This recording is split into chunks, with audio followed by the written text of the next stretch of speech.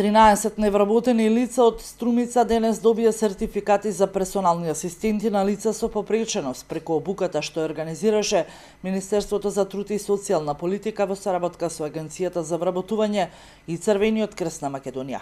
Влада на Република Македонија во март годинава ја усвои програмата за персонална асистенција на лица со попреченост за 2018 година, чија цел е да допринесе и на зависно и самостојно живење на лицата со попреченост, како и за нивно активно и рамноправно учество во заедницата и општеството. Со оваа програма, покрај тоа што им се помага на лицата со попреченост, се обезбедува и работа за вкупно 92 невработени лица на ниво на Македонија, односно за 13 од Струмица. Согласно претходно усвоени критериуми беа селектирани за учество 100 лица. Обуката успешно ја завршија 88 лица кои учествуваа на завршно тестирање, 87 лица го положија испитот и се стекнаа со сертификат и дополнителни лица преку општината Струмица, односно Црвениот крст во Струмица, канцеларијата на Црвениот крст во Струмица, што значи имаме вкупна бројка од 92 лица кои што денеска ќе добијат сертификати за персонални асистенти.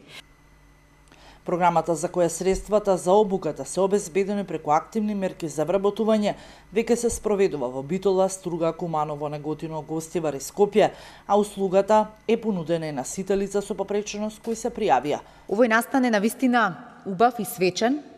но ова е само почеток на она кое што сите персонални асистенти треба да го испорачаат во наредните 6 месеци и да испорачаат резултати со кои што сите ние заедно ќе бидеме сведоци како персоналната асистенција ќе имаме во наредната година и на национално ниво.